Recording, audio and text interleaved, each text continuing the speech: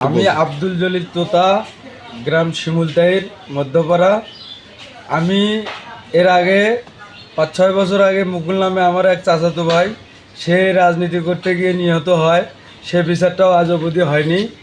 তারপরে এখন আমার শিবিরের এক ভাইকে হত্যা করলো আমার নিজের দলের কর্মীরা, নেতারা, তারা হত্যা করলো।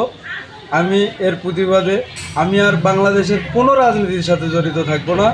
আমি আজকে দুধ দিয়ে গোসল করে এই নোংরা রাজনীতির থেকে নিজেকে মুক্ত করে সম্পূর্ণ একজন সাধারণ নাগরিক হিসেবে বসবাস করতে চাই। আমি এর আগে এক মুকুলকে হারিয়েছি, সে আমার চাচাতো ভাই, বর্তমানে শহীদ সাইফুল্লাহ বাড়ি আমার আপন মামাতো ভাই। এই নোংরা রাজনীতির কারণে আমরা দুই ভাইকে হারালাম। হয়তো আমি আরও কোনো ভাইকে হারাতে পারি বা আমি নিজেও মৃত্যুবরণ করতে পারি। যতদিন বাংলাদেশের রাজনীতি সুস্থ না হবে, যতদিন বাংলাদেশের রাজনীতি পুলিশত্ব মুক্ত না হবে, ততদিন পর্যন্ত আমি কোনো দল পার্টির সাথে সংযুক্ত থাকব না। আমি দুধ দিয়ে গোসল করে সমস্ত এই নোংরা রাজনীতির ইয়ের থেকে আমি মুক্ত থাকতে চাই।